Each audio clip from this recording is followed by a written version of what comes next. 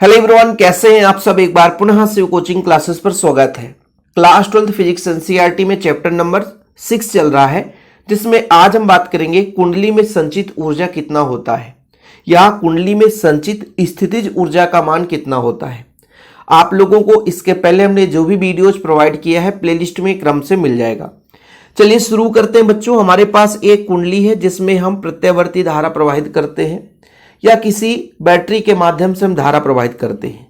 तो ये तो क्लियर होना चाहिए आपको कि किसी कुंडली में जब हम प्रत्यावर्ती धारा प्रवाहित करते हैं और उसके मान में लगातार बदलाव करते हैं तो उसमें ही एक प्रेरित विद्युत वाहक बल उत्पन्न हो जाता है। क्या उत्पन्न होता है? प्रेरित विद्युत वाहक बल उत्पन्न हो जाता है।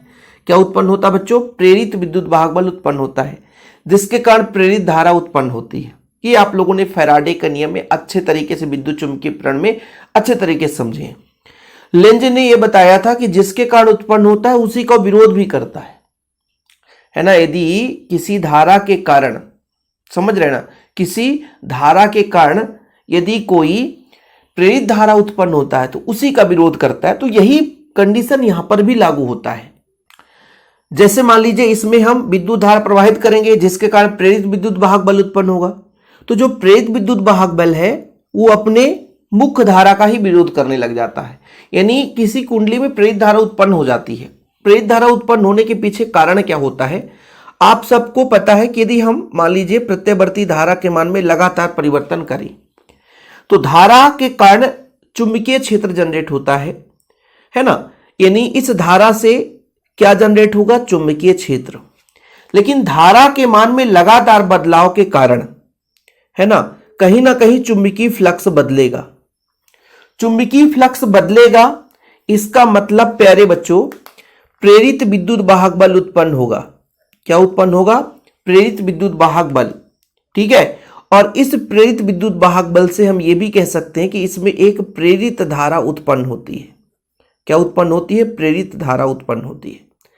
अब ये जो धारा है जिसके कारण उत्पन्न होती है, जो प्रेरित धारा या प्रेरित विद्युत वाहक बल है जिसके कारण उत्पन्न होती है, उसी का विरोध करती है।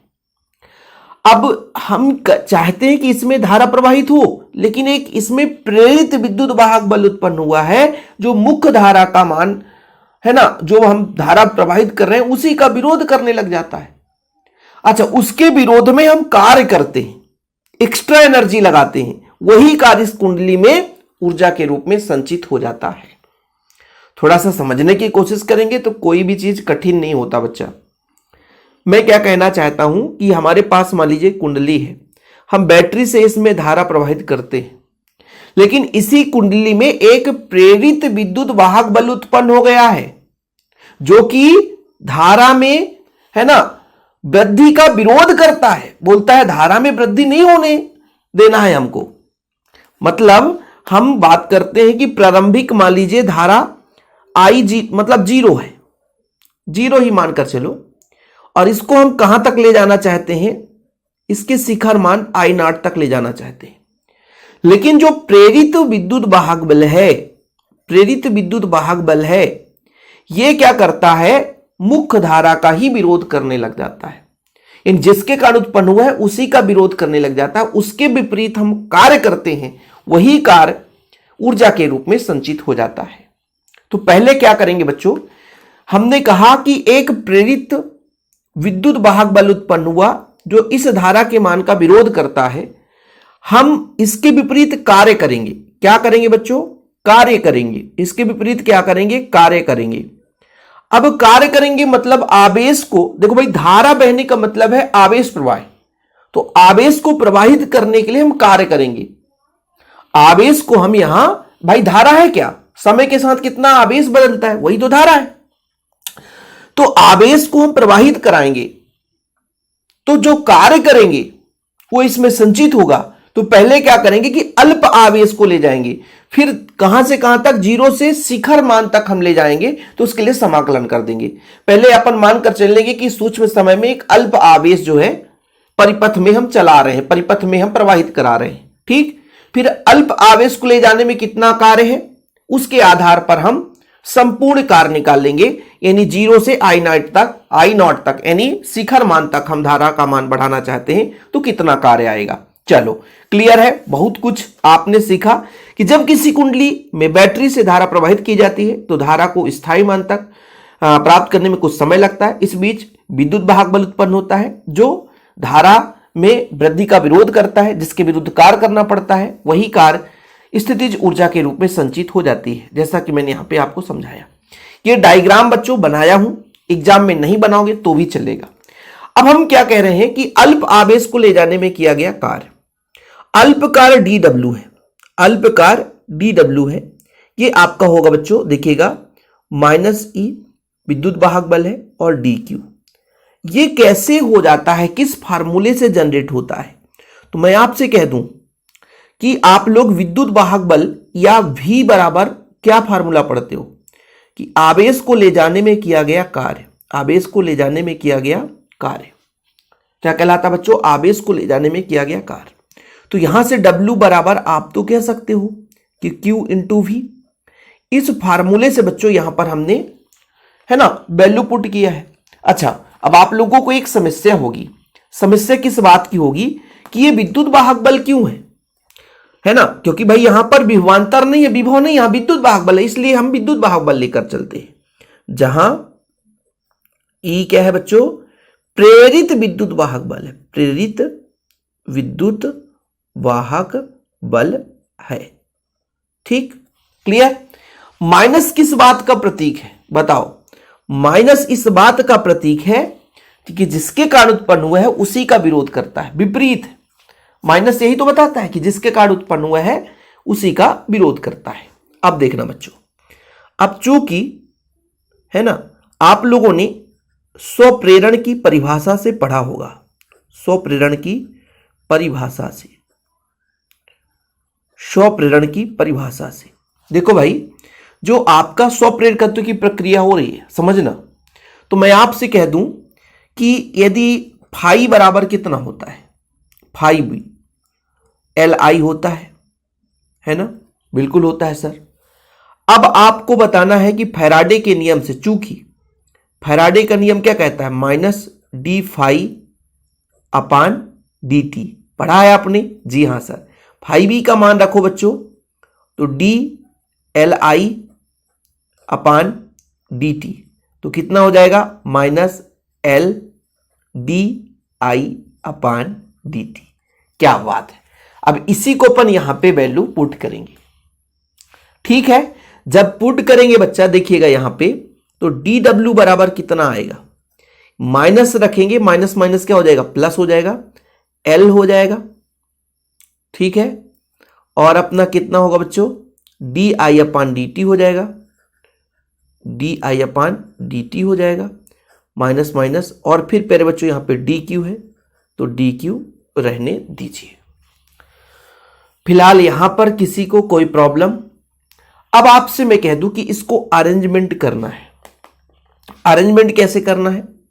L है तो L रहने दो, समय के साथ ये आपको DQ/dt दिख जाएगा, और यहां पर बच्चों DI कर देते हैं। अब ध्यान दीजिएगा, तो DW बराबर, यहां पर आवेश प्रवाह की दर को धारा कहते हैं, यानी L हाई है, I हो जाएगा और DT हो जाएगा। ऐसा क्यों कहा? क्योंकि समय के साथ कितना आवेश बहता है वो बच्चों आपका धारा है। समय के साथ कितना आवेश बहता है वो उसका धारा है। क्लियर? यहां तक किसी को दिक्कत? ये अल्प आवेश को ले जाने में किया गया कार्य है। अब हमने एक बोला था कि भाई कुंडली में जो धारा है, कुंडली में जो धारा है, कुंडली में धारा के मान को, धारा के मान को, धारा के मान को कहां से बच्चों? 0 से कहां तक? I0 तक बढ़ाने में, बढ़ाने में, बढ़ाने में किया गया कार्य, किया गया कार्य, किया गया कार्य।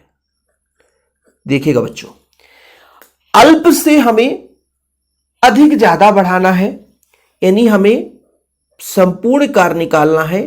कहां से? 0 से I0 तक, ठीक है? अल्प कार्य की बात करते हैं, इसका समाकलन कर देते हैं तो हमें वैल्यू फाइंड हो जाता है। अब यहां पर आपका W बराबर, देखो बच्चों, 0 से आपका I नॉट, और dW का वैल्यू कितना है, LIDT। क्लियर? यहां तक किसी को कोई प्रॉब्लम? समाकलन आप लोगों से नहीं बन रहा है तो फिर कोई दिक्कत नहीं है, आसानी से बनेगा भाई। ये आप लोग W बराबर निकाल रहे हो, लिमिट आपका 0 से है कहां तक, I नॉट तक है बच्चों। ध्यान रखिएगा, L जो है वो बाहर आ जाएगा, L बाहर हो जाएगा, आपका I बचेगा और ये dt बचेगा। देखिएगा यहीं पे समाकलन का खेल होने वाला है। जो बच्चा समझ जाएगा तो समझ जाएगा। L बाहर रहने दो, I का पावर 1 है ना बच्चों, तो I का पावर 2 हो जाएगा, नीचे 2 हो जाएगा, और ये अपर लिमिट से लोअर लिमिट, मतलब ये नीचे लोअर लिमिट है, अपर लिमिट। ये ऐसा क्यों हुआ? क्योंकि बच्चों समाकलन होता है, x के पावर यदि n है, इसका समाकलन का फार्मूला होता है x के पावर n+1 और नीचे n+1। ठीक है, ये आपका फार्मूला होता है, x के पावर n+1 और नीचे n+1। ठीक, क्लियर? अब अपन इसके आगे सॉल्व कैसे करते हैं सर? ये समाकलन का सूत्र है, इसके आगे हल करने का तरीका ये है कि पहले आप लोग ऊपर का वैल्यू रखो, ऊपर का वैल्यू रख दिया हमने, बटा दो, फिर नीचे का वैल्यू रखो, नीचे 0 है तो 0 का कोई मतलब है नहीं बच्चा। ठीक है, तो W बराबर आ गया आपका कितना, ये आपका 1/2 आ गया, L है, फिर I नॉट का स्क्वायर। और हमने बोला कि यही कार्य, क्या बच्चों, यही कार्य जो है, यही कार्य कुंडली की स्थितिज ऊर्जा है, या यही कार्य कुंडली में किस रूप में, स्थितिज ऊर्जा के रूप में क्या हो जाता है बच्चों, संचित हो जाता है, संचित हो जाता है।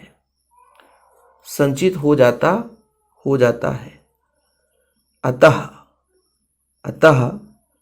कुंडली में संचित ऊर्जा, क्या बात है सर, थोड़ा सा समय लगा, लेकिन कुंडली में संचित ऊर्जा का मान आ गया U बराबर 1/2 L I नॉट का स्क्वायर। ओके जी हाँ, इसको आप लोग स्क्रीनशॉट ले लिया करिए बीच बीच में भाई, और कॉपी पेन में धमाकेदार मतलब क्लास रहता है, बहुत कम समय में कंप्लीट हो जाता है। और ये सारा चीज़ कोशिश करूँगा नोट्स में भी ऐड कर दिया जाए, है ना। नोट्स में ऐड नहीं है ये भी टॉपिक, इसको ऐड कर देंगे इस साल। और जिन बच्चों ने नोट्स नहीं लिया है, जिसे सर का सपोर्ट करना है, तो मेरा पर्सनल व्हाट्सअप नंबर लिख लो, 9685299149 9685299149 मेरा पर्सनल नंबर है। व्हाट्सअप करें, जानकारी लें, नोट्स लें, प्रॉपर तैयारी करें। फिलहाल अभी के लिए इतना ही। जय हिंद, वंदे मातरम।